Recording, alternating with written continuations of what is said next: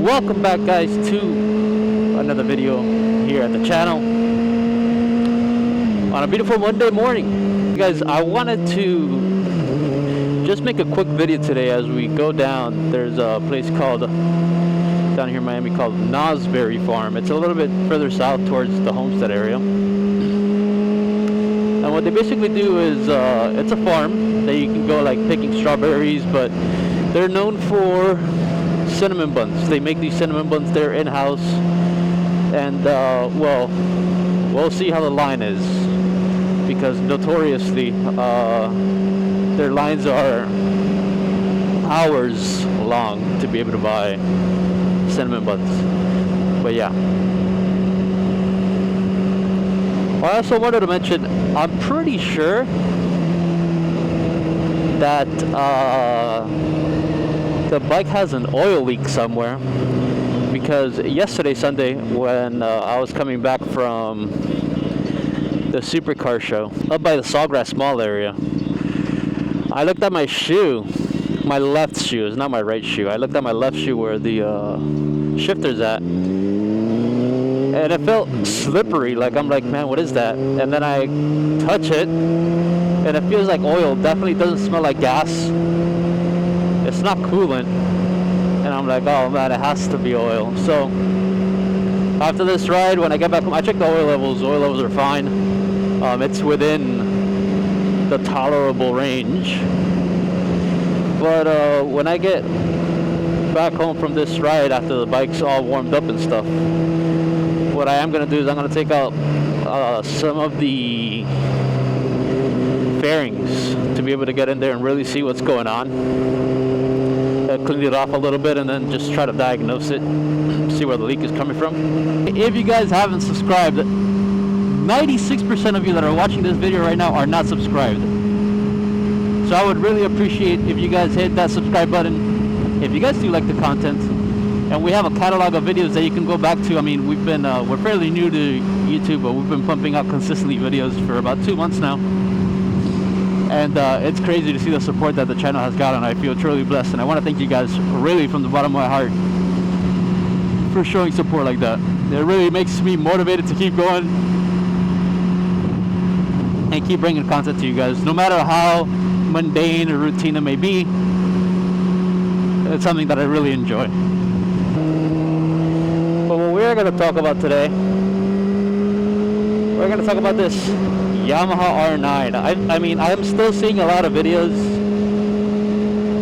talking about it, and man, the community seems very torn, and I mean, I can kind of understand why that is.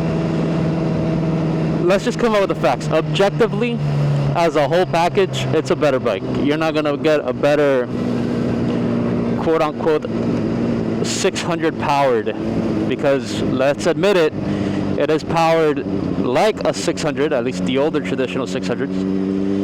It is just objectively a better bike for the class. Now, I honestly think that the community is divided in two. It's like you have some of the newer riders and even some of the older riders that just accept the fact that this is where bikes are headed, like this is the direction that they're going to, and they're just embracing it. They know they can't fight it, and well, it is what it is, right? Like, you can't really do much about it. For the lack of power, you're getting a whole bunch of aids on the bike, like cruise control on a 600, which is super nice. You're getting quick shift up and down, chilling, stock, like standard on the bike. So it comes with a lot of tech, and I understand that's not, you know, what some people want. Some people want that raw experience, and that's fair, but then just know that bike is not for you, right? And even that being said, like, fewer and fewer bikes come like that, right? So it's like you're fighting an uphill battle if you want that raw experience. I mean, you do have the option of buying used, right? That used market still exists. You just got to do your due diligence to make sure you are getting a good quality bike for whatever price you want to pay.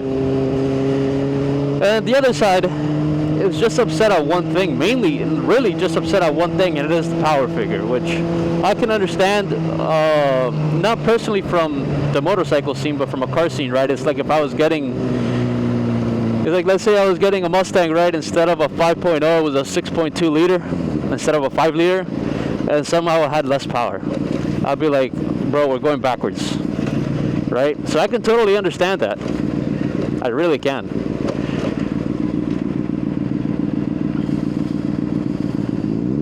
It would be like if you got a bigger box of cereal and somehow there was less cereal in the box than the smaller one. So I get it, but here's the thing.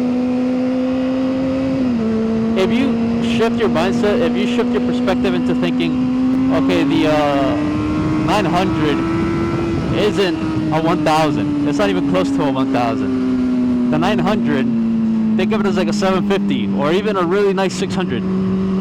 If you make that adjustment in your mind, bro, you're gonna be chilling, and it's fairly priced. If it had the close to the power of a 1000, you think it will be priced where it's priced right now at 12.5? No, bro, that bike will be like 16K easy. 16, 17, 18K if it was closer to an R1. But that's not why they made that bike. They made that bike to compete in that 600 class. So I mean, it is what it is. I guess the point I'm trying to make is pretty simple. Like, I understand you're mad, and your anger is fair, like it's valid, right? Because you are getting less power, especially if you're in Europe. Like, this is what you have. Like, this is your top-notch Yamaha bike.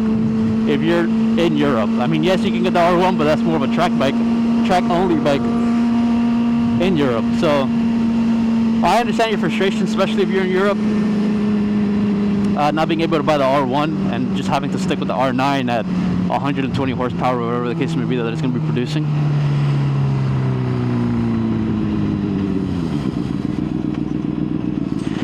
But getting mad at Yamaha is kind of dumb in my opinion. Like, Yamaha isn't... Do you think Yamaha wants to do that? Like, you think Yamaha wants to make an R9 with the power of a 600 and have like this weird mix mash of stuff? No. I'm sure they would love to make an R1. I'm sure they would love to make R1s for the foreseeable future, especially in Europe. But being mad at Yamaha or any bike manufacturer, you're just misplacing that anger into a company that really has nothing to do with it. And it's more like it's the government's fault. Like, having those EU regulations and things like that, it's their fault that then Yamaha has to do that. And again, I'm using Yamaha as an example, but every bike manufacturer is pretty much going to follow that same path. Every single one. Because Europe has a huge consumer demand for motorcycles, way bigger than the US. People actually use motorcycles over there to commute, and I'm not even talking about super sports. I'm talking about just your everyday naked, or just your everyday standard comfortable bike.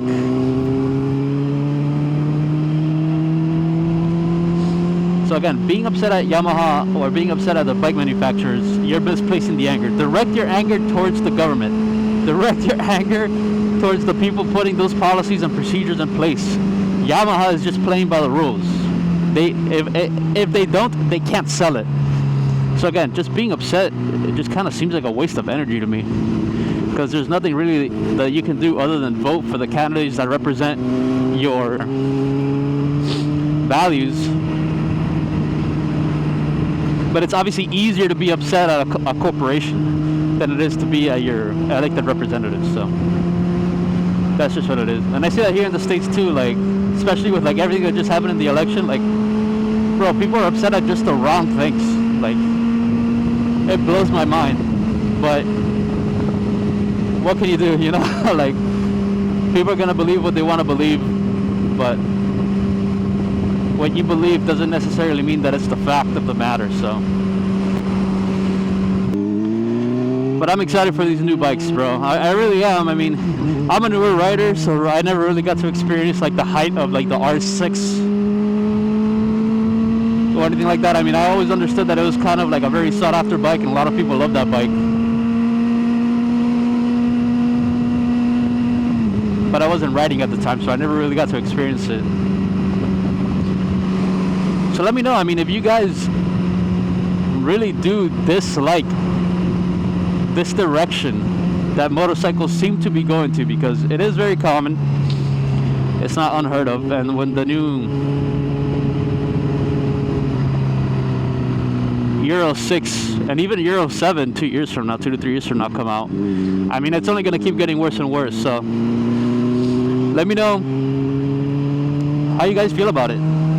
If you don't like it, why don't you like it? Apart from power, like, let's separate power from the equation.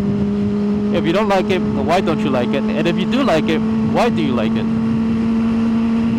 For me, I'm indifferent about it. I come to the realization that's just the way it is.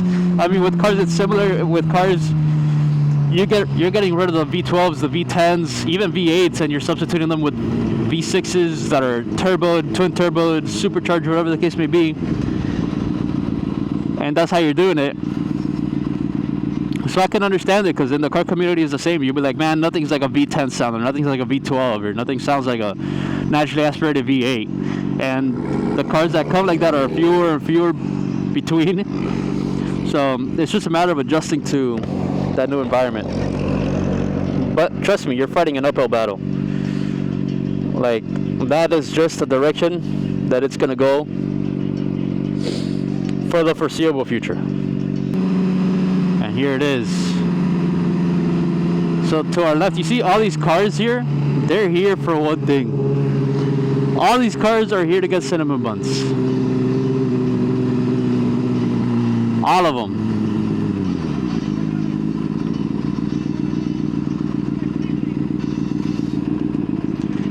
So you guys see that line?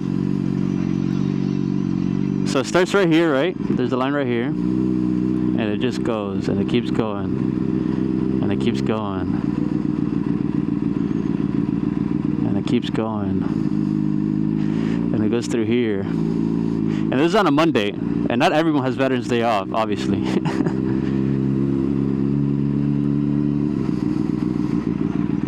And boom, right there. Dude, I'm telling you. I'll see if I can find some pictures of the cinnamon buns. But they're all pretty much homemade. That's the thing about it. It's homemade. And it's about as fresh as you can get it.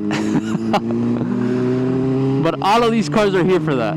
Because the school's closed, obviously. It's Veterans Day. So, I mean, that shit is wild. Let's see if we can circle back here.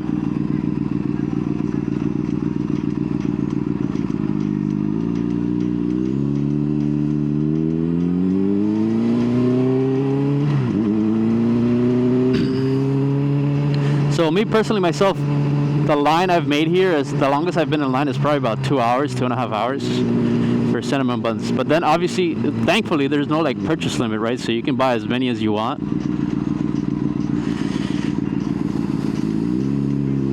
But no, this shit's wild. And it's hot as fuck too. Like, it's not even like it's like nice weather. Like, this shit's hot as fuck. On the weekend here, like, bro, olvida de eso, bro. Like, forget about it. And it goes all the way around. Wild. I'm not making the line, bro. You could fucking fuck off. I'm not fucking making that line for no goddamn fucking cinnamon buns. Luckily, I have a coworker that lives very close. And they can probably get those cinnamon buns a lot easier than me. So that's how we will be finessing the system. But yeah, guys, I kind of just wanted to grab the camera, go riding for a bit, get the bike nice operating temperature so I can test the oil leak, and then make a quick video for you guys. So my point is, if you're one of those people that are upset about the bikes I understand. It's a completely valid emotion to have, but just don't be like, what I'm saying is, like, direct that anger towards your local government officials, like Yamaha and all the bike manufacturers for that point don't really have much of a say. So with that being said, guys, I'm gonna leave it right there. Again, let me know what you guys think. What are your thoughts and why? Until then, ride safe, have fun, and I'll catch you guys on the next one. Peace! It's crazy because if you looked around, would you be able to, like, know that we're in Miami?